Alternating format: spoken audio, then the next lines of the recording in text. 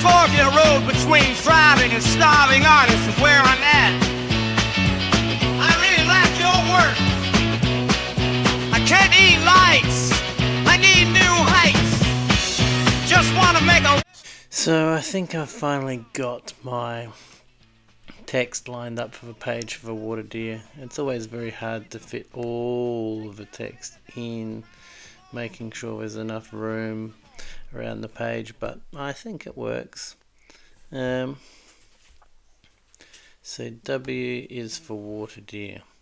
I use this text as a bit of a guide here, because I'm handwriting every page because I'm a glutton for punishment.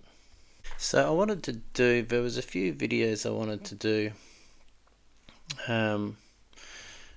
in response to the new podcast that I've started up. I'm really happy with the way it's going, interviewing, bringing in guests, which is something I wanted to do for quite a while, talking about how about their art careers and about how they survive, and potentially how you can become a thriving artist.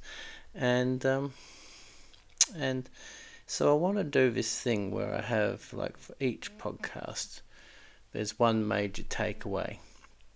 Now on my Patreon page I go into that in detail in a blog, but I just want to talk about it while I'm doing my other pages, because there's no real point talking about my water deer here when you can't actually see my water deer. This is just kind of general drawing work, I suppose you could call it. So with Jason Sweeney's interview, one thing which really stood out was the fact that he said 95% of his income comes from his composing work that he does for theatre.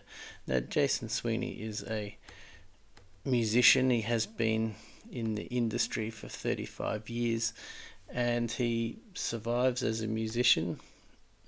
That's his only job, that's what he does, and I think that's pretty amazing. But the one thing which allows him to do that is that he does work outside of his independent, private kind of, well, not private, you know what I mean, the unique work that you really want to do yourself, your passion project, your albums, your experimental stuff where you can play. He goes and composes for theatre and dance, and that's where he gets most of his income. And now he said that about 95% of his income comes from this. And I was thinking about, maybe there's, because everyone's got a rule. There's the 80-20 rule, there's the, whatever rule. But how about a 95% rule? To be able to stay in your craft, doing exactly what you want to be doing, and not having to go and do, other work that you might not want to do. How about do some work which is closely aligned with what you're going to do, and it's not only just going to be closely aligned with what you want to do, it's going to be so closely aligned that they feed off one another and actually help boost one another. Because with all of Jason Sweeney's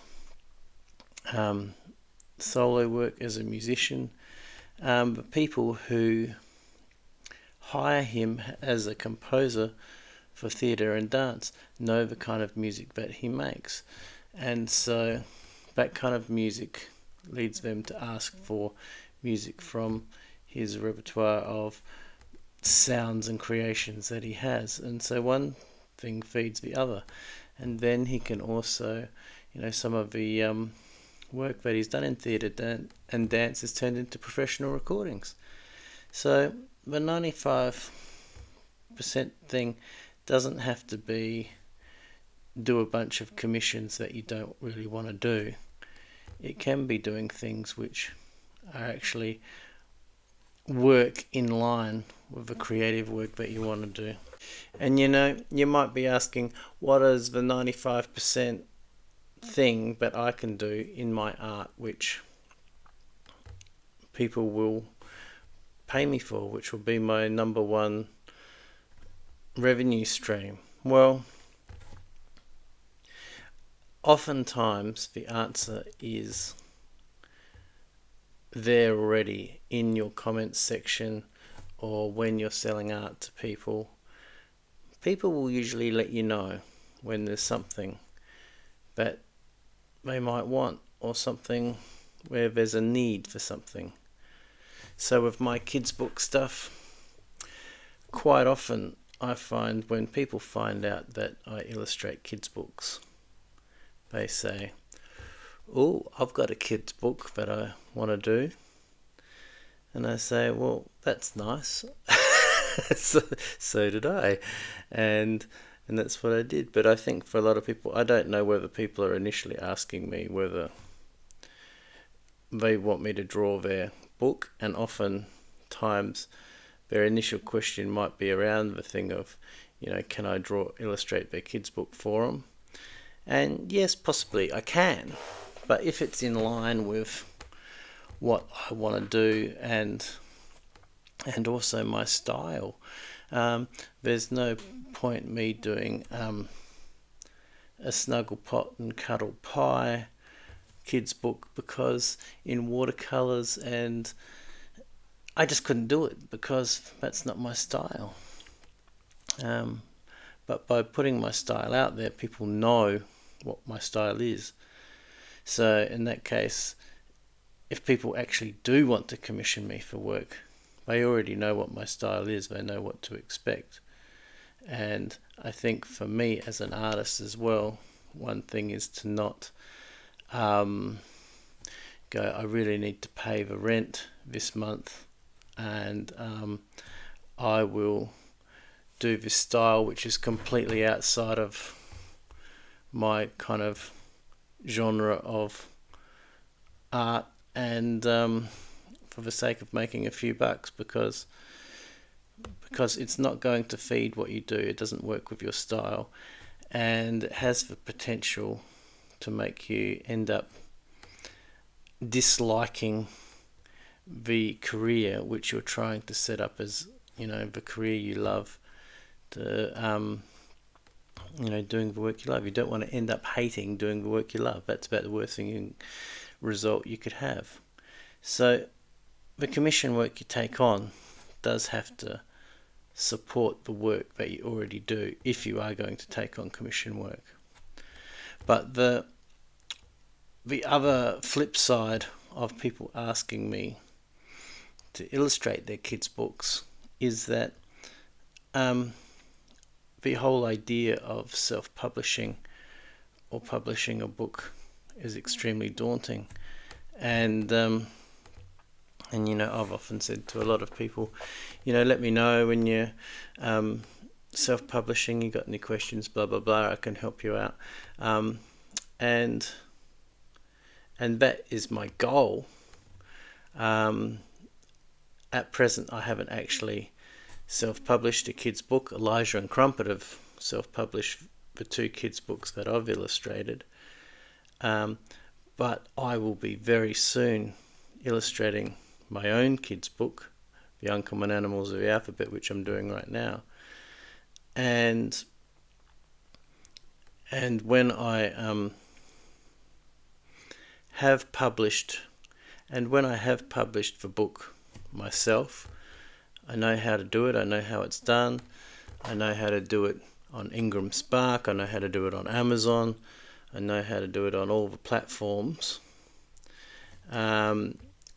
then I'll be able to help others. But the thing is, because all these people have asked me, how do I self-publish your book and everything, it's made me think that while I am actually learning and self-publishing my own book, is that I video it, I document it, I make it very simple and plain. I demystify the whole process of self-publishing your book, and I turn that into a course.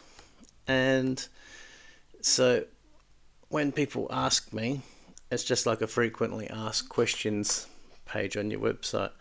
When people ask you something and you don't want to have to tell them a million times how to do it, is you can direct them to your course, which is perfect, because then hopefully if they like what you do and want to support you, they might support the course as well, and then they'll be able to work out how to do their own self-publishing. So that's one thing I'm thinking, and I don't know that it's going to be my 95%,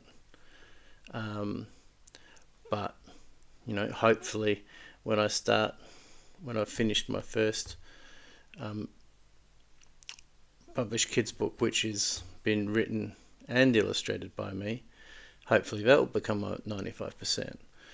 But if you're doing something which people are already curious about, going into the world of self-publishing and how do I do it, it's probably, at worst, it's probably only going to double my time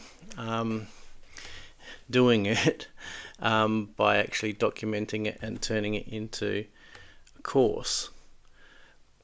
But by the same token, if that course is available permanently for years and years and years to come, then that has a good chance of being my 95% as an artist. If that can bring in lots of revenue, being one of my main revenue streams, then the books I make and the other art that I create doesn't have to be compromised just to make a few dollars. So you see, getting around to that thing of setting it up so you don't end up hating the job you love, setting it up so that your 95% actually supports the job you love. And of course there's other things that could be your 95%. I started the podcast not just because I love talking with other artists, and I love kind of trying to figure out ways that you can sell your work and how artists can become thriving artists in the current day and age of self-publishing and streaming and social media and all these kinds of things. It's something I already love, and it's something that supports and inspires the work that I already do. So I set up my podcast to have a Patreon section where I have the full-length interviews with each artist. They're an hour long, whereas normally on YouTube and on Spotify they're half an hour long. And they get extra things in here like the blog content, which goes into stuff like I'm talking about now, the 95% idea for what could be your 95% for your business, to allow you to keep doing the work that you love. And also that is like all these platforms have restrictions. Like Spotify, you have to have so many plays, and you have to have all these you have to tick all these boxes before you can monetize your podcast. And I really don't like podcasts with adverts anyway, but here I am putting an advert in my own podcast, but I don't think that's as bad. I'm quite happy to hear like artists or whoever advertising their own stuff on their own podcast, because that kind of makes sense. So instead of waiting for the gatekeepers at Spotify to say, yes, you can run adverts now, I thought, well, maybe I set up a podcast, and then if people like what I'm doing, get good value out of it by listening to how other artists can become thriving and all the ideas that they come up with, that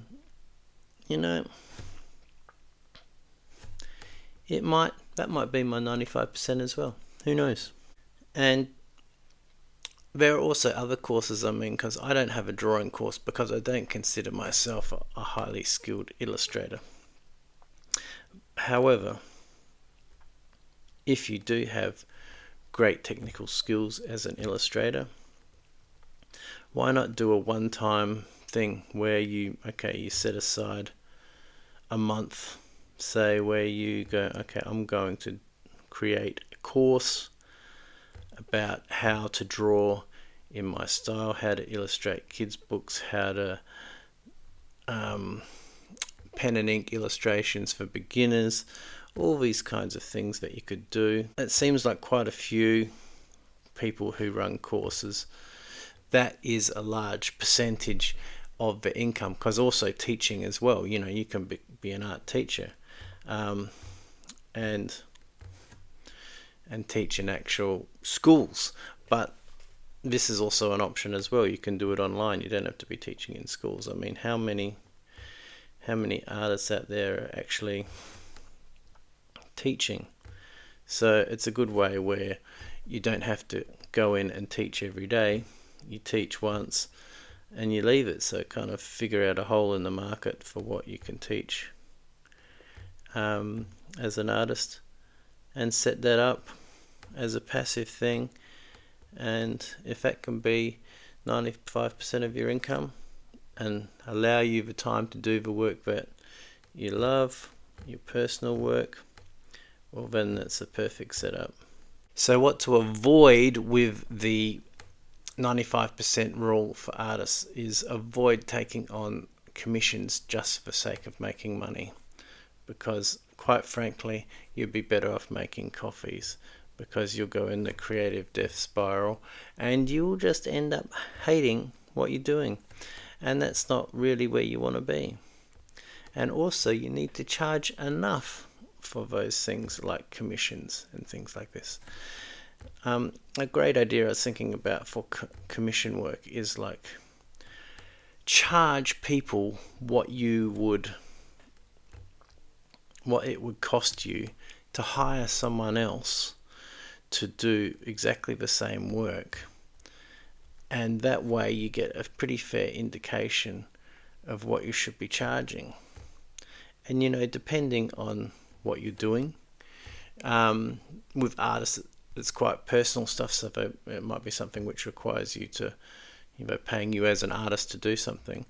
But if it's not something like that and it does take off, you could potentially then do pay that other person if you don't have time to do it. Create a network of artists around you who can help you with when production times get high. So really, it's all about self-awareness, the 95% rule for artists. It's about what people are actually asking you for on a regular basis and you're not providing, and is there a way that you can provide it for little or no cost and for little or no pain. And that way, if it can be something which can be set up, or something that you can do but doesn't take up too much of your time away from the work that you love and the projects that you love. Because in the end, why you're doing art in the first place, you're doing art because you love art. You don't want to end up hating art. So it has to support your art. So I think here I've made rather than making my W for water deer a pure white, because that's a bit intense, I'm just going to put an alpha lock on this one, get the spray paint brush, and then I can bring that down, makes it a little bit better, and then take off my page guide for the center of a page. Here we go. W is for water deer let me try that again. W is for water deer, with fangs so neat, like vampire teeth, they're quite a treat.